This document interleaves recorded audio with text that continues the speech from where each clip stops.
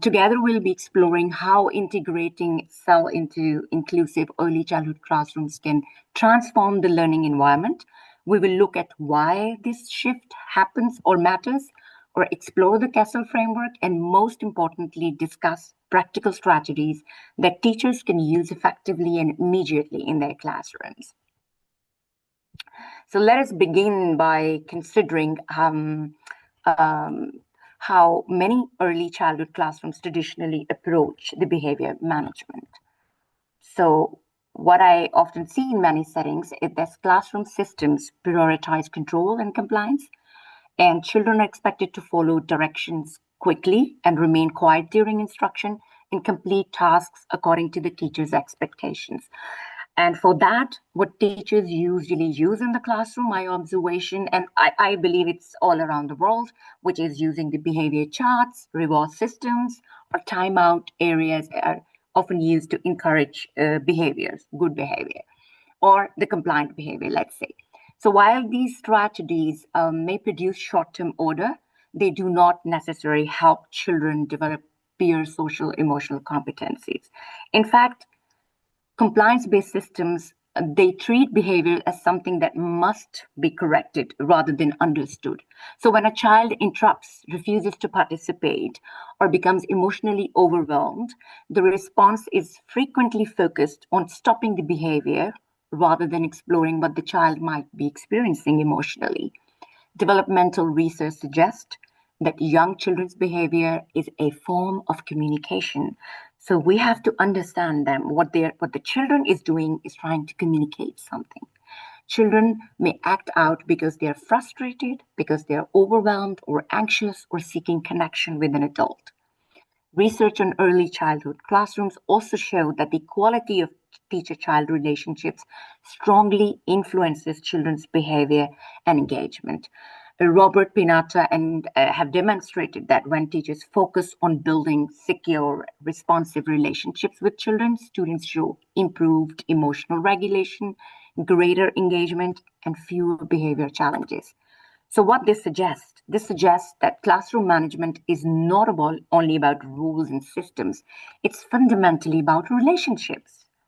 Studies examining relational teaching practices show that classrooms emphasizing supportive teacher-child relationship demonstrate higher levels of concentration, higher levels of engagement, and stronger emotional regulation among the students. So this brings us to a very important question, which is how can we design classrooms where children are not simply following rules, but learning the emotional skills necessary to navigate their social world? So what I believe that one helpful strategy educators can use, that is emotion coaching. It is a concept introduced by John Gottman, which is emotion coaching is basically involves acknowledging a child's feelings first, helping them name the emotion that they're experiencing, and then guiding them towards constructive ways of responding to that emotion. So when teachers respond this way, children gradually learn to understand and manage their emotions rather than simply suppress them. Let's take a look at how this shift matters and why it matters. So there are several important reasons why integrating social emotional learning into early childhood classroom is essential. First, we see here is the brain development. So research from Harvard Center on the Developing Child, particularly the work of the Jack Shonkoff, demonstrate that early emotional experiences significantly shape neural development. So the quality of relationships that children experience during the early years influences the formation of neural pathways associated with learning, memory, and emotional regulation. So when children experience supportive and responsive relationships, their brain develops the capacity to manage stress, regulate emotions, and engage more effectively in the learning. Second, we see is belonging and identity. So what is belonging and identity in a classroom?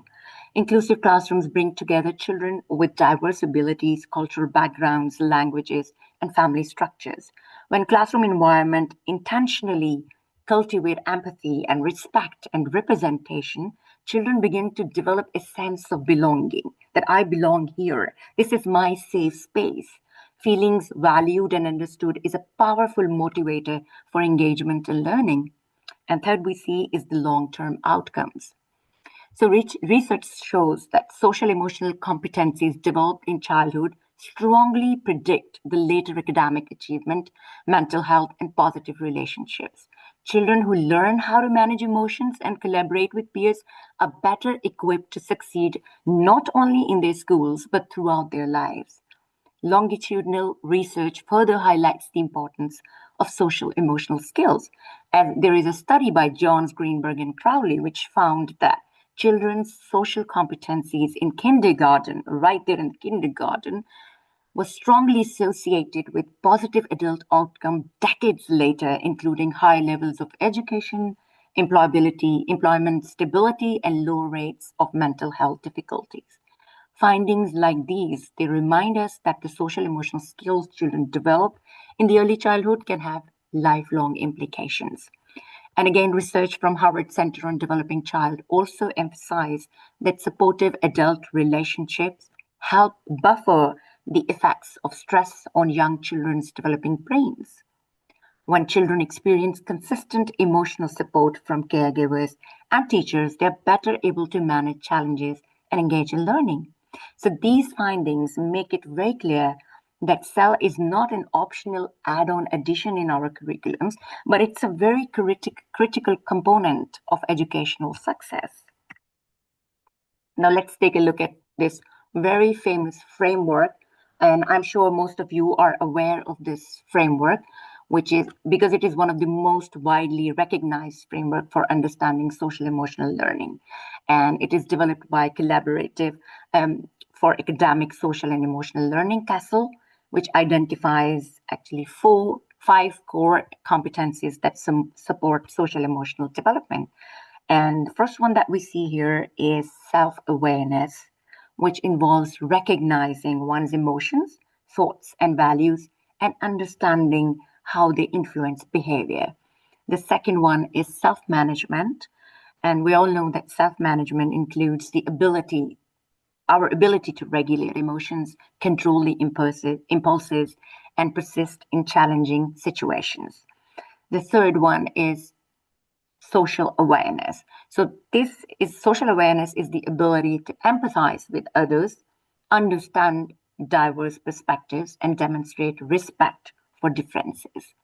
Then the fourth one is relationship skills, which is how we talk to each other, how we communicate, how we look at cooperation, and how we do the conflict resolution. And then finally, the fifth one is the responsible decision making, which involves making ethical and moral and constructive choices about personal and social behavior. So in early childhood classrooms, these competencies are not typically taught through formal lessons. Instead, what teachers do is that they cultivate through daily interactions, classroom routines, and supportive relationships between teachers and the children. Research also showed that well-implemented social emotional learning programs can have a measurable impact on academic achievement. There is this large meta-analysis conducted by Dorlock, which found that students participating in SEL programs demonstrate significant improvement in social skills, attitude toward their schools, and academic performance. So effective SEL programs, they follow what researcher calls a SAFE framework. So what is a SAFE framework? A SAFE framework is the practices that are sequenced, that are active, that are focused, and that are explicit. So in other words, social emotional learning is most effective when it is intentionally structured, actively participated, and clearly integrated into daily classroom experiences. Now let's take a look at this, how we do it in the classroom. So one of the most effective ways to support SEL in early childhood classrooms is by embedding it or integrating it into the everyday routines. For example, morning routines. I'm sure you're all familiar with morning routines, and I'm sure many of you practice that as well. Because morning routine it's an excellent opportunity to build connection with your students at the start of the day. Teachers might begin by greeting each child individually, allowing students to acknowledge one another. This is going to establish a sense of community in the children. And emotion check-ins can also be incorporated into this routine, which is children may be invited to select a card or a visual that represent how they're feeling today. Although it seems like a very simple activity, but then this simple activity helps children to develop emotional vocabulary and also normalize the expression of their feelings. Then there is another very important thing, which is transition between activities. It can also be very supportive towards emotional learning, because transitions are challenging moments for young children. Teachers can introduce calming strategies into the transition, such as the breathing exercises or movement breaks or songs that guide children through the change in activity. Again, research on classroom community practice highlights that effectiveness of morning meetings. Studies associated with the responsive classroom approach show that daily community building routines can significantly strengthen students' sense of belonging and improve the classroom climate by many folds. So, another important, very important area in SEL is the play-based learning. So during play, what happens is that children experiment with social rules. For example, they have to challenge maybe at times to peer or negotiate with their peers and then practice problem solving. So teachers can support this process by modeling language that helps children and navigate conflicts and collaborate with others. So after play activities, also teachers can guide shorter reflections by asking them questions, very simple questions, ordinary questions, such as what happened during your play today, and how did you solve the problem together, and are you proud of what you did and how you did it? So these small moments of reflection, they help children connect emotional experiences with their learning. So another very important concept here is the guided play. And because it is suggested that guided play allows teachers to intentionally support learning while preserving children's autonomy and creativity. So during guided play, teachers can gently scaffold social interaction. Teachers can help children practice cooperation or negotiation or problem solving. So let's take a look at the strategies for emotional regulation. So one of the most critical aspects, I believe, in the development of early childhood is the emotional regulation. Young children are still learning how to manage intense feelings such as frustration or excitement and disappointment or anxiety. So in inclusive classrooms, what happens is that this process is especially becomes very important, because children may vary widely in how they express emotions and in the kinds of support they need to regulate those emotions. So a key point here is that self-regulation has to develop through co-regulation.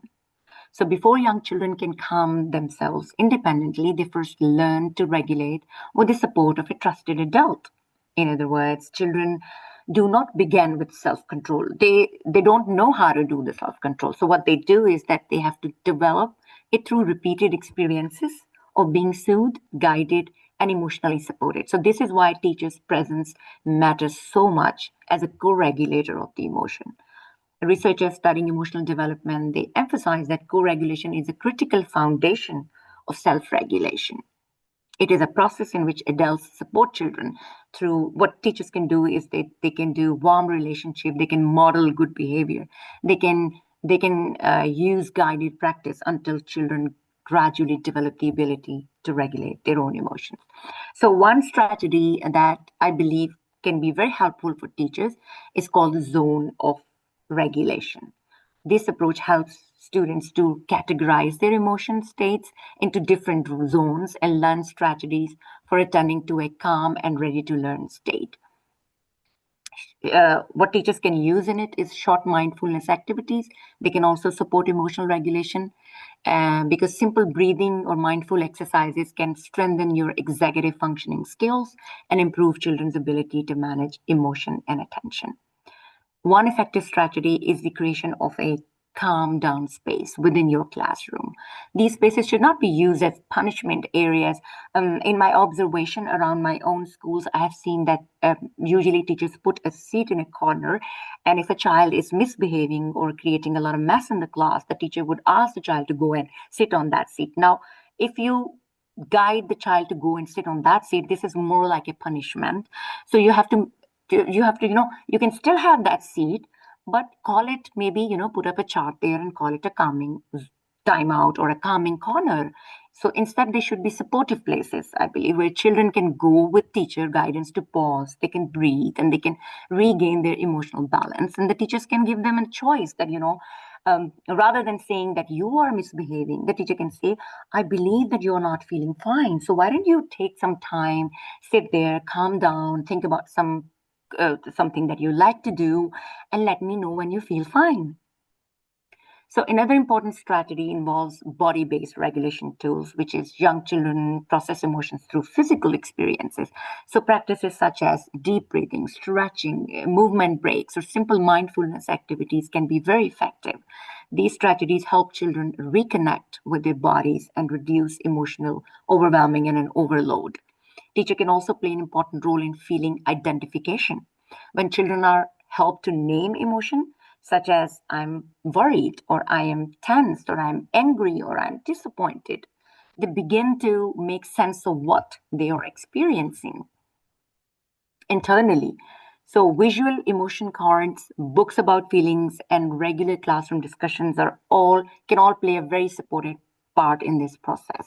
And this is where co-regulation becomes very practical. A teacher might sit beside a child and say, I can see that you're upset. Let's take a break, or let's take a breath together. That moment is not just behavior support, it is the instruction in emotional regulation. Over time, these repeated experiences can help children internalize strategies that eventually support independent self regulation. So, in early childhood classrooms, the goal is not to simply teach children to calm down on their own. The goal is to create the relational condition through which regulation becomes possible in the first place. Now, let's take a look at how we can build collaboration and inclusion. So, social emotional learning is closely connected to inclusive education because both emphasize respect for diversity and collaboration among learners.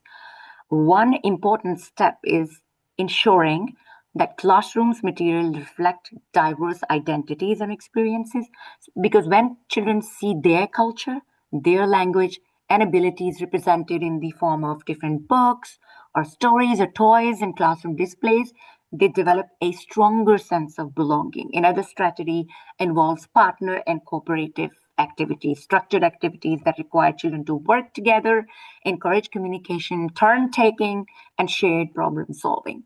Inclusive classrooms also benefit from the principle of UDL, which is the Universal Design for Learning.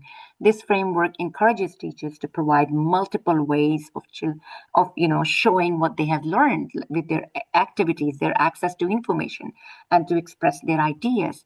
So, by offering choices and by offering flexible pathways for participation, teachers can ensure that all children are able to contribute meaningfully in the classroom interactions.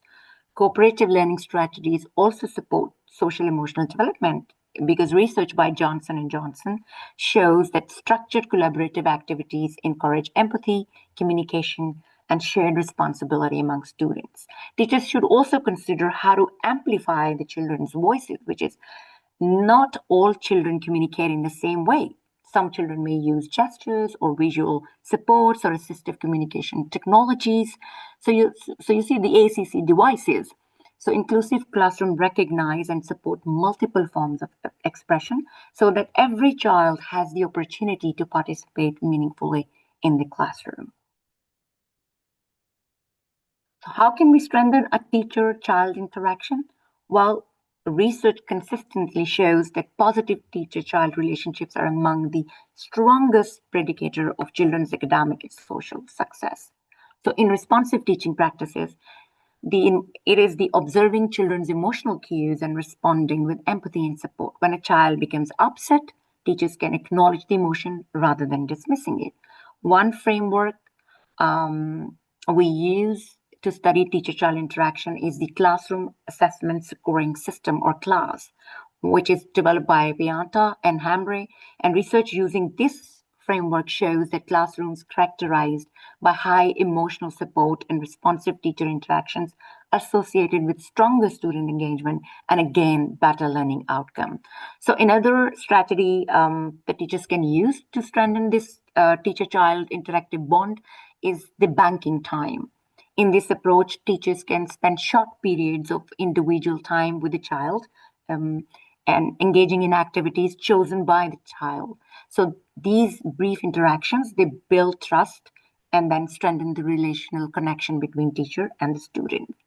Another very powerful strategy is the descriptive praise. I mean, I have seen teachers saying, excellent, good job, this is not descriptive enough, because when you tell a child good job, okay, they know they have been appreciated, but they don't know exactly what you're appreciating. For example, a teacher might say that I noticed how patiently you waited for your turn, and that helped everyone to enjoy the game. So good job on that. So you see, it has to be explicitly descriptive, because then the child will know what behavior exactly to repeat. Teachers can also strengthen relations by setting aside brief moments of individual connection, like we talked earlier, which is, so what happens is that these interactions, they help children feel seen and valued within the classroom community. So when children feel that they are secure, they are seen, and they are heard, their relationship with teachers improve, their relationship with their peers improve, and the only outcome can be that they're more engaged in their learning. So definitely their scores are going to improve. Now let's take a look at equitable support.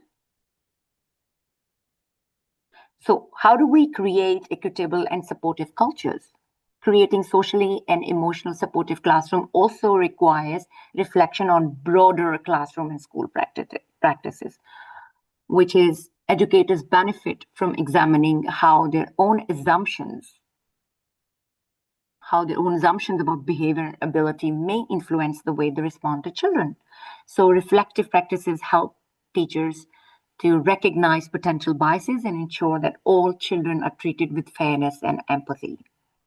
And then there are many scholars who say that culturally responsive practices ensure that students, their cultural identity, their experiences, and their perspectives are recognized and valued within the learning environment. The outcome becomes better.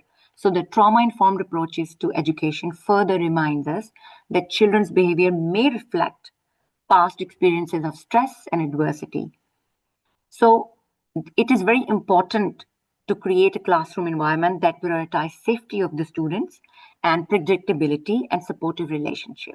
Classroom environment can also be adaptive to promote inclusion. Flexible seating arrangement is one example.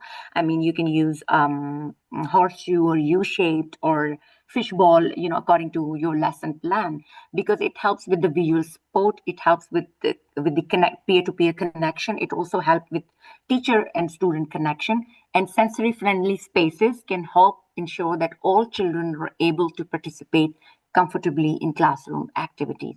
So another very essential component is family partnership.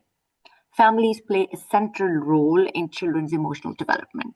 When educators collaborate with families and invite them to share insights about their children, classroom becomes stronger communities of learning and support. Finally, SEL requires ongoing professional learning. Teachers who engage in continuous professional development and reflection are better equipped to create responsive and inclusive classroom environments. So to conclude, I would say that social emotional learning offers a very powerful opportunity to transform early childhood classrooms when educators shift from system focus primarily to compliance towards an environment that is grounded in connection, that is grounded in empathy, that is grounded in relationship building. children gain the opportunity to develop essential emotional and relational skills. Every routine in the classroom, right from the morning greetings to playtime interactions, can serve as an opportunity for the educators to develop social emotional learning. Emotion regulation is not something children simply acquire with age. This has to be inculcated in them. It is a skill that has to be taught and supported through intentional classroom practices. So, inclusive education requires responsiveness, empathy, and a commitment to building a relationship that supports each and every learner. Research in social emotional learning also shows that these practices also serve as a preventive role in education. Studies led by Greensberg demonstrate that SEL program can reduce behavioral disruption difficulties while simultaneously improving academic engagement and the overall well-being of the children. So when classrooms move from compliance to connection, children are not simply learning how to behave. They are actually learning how to understand themselves better and how to understand others and the world around them. So thank you so much for your time and attention to this session, and I hope you enjoyed it. And I would be happy to continue with the conversation and share some additional resources with anyone that is interested. I've actually shared a few materials in the toolkit. If you can, I'm not sure if the toolkit is shared with you. So, anyways, here's my email, and this is my website, Cafe Learning. If you have any questions that you would like to know about how to do social emotional regulation, or how you need some tips or strategies on ways to do that, engaging with young children, I would be happy to answer that. Yeah. Thank you so much. That was an amazing presentation, so full of so much knowledge and data. So I appreciate that. Um, I would like to just say, if anyone has any questions, we have 2 minutes left. Otherwise, I'm going to close this Zoom room and reopen it just so we can start a new session because I've been recording, and so it's like this long recording. It wasn't supposed to happen the last two sessions, so I apologize. Thank you, everyone, for your time. All right, I'm closing out.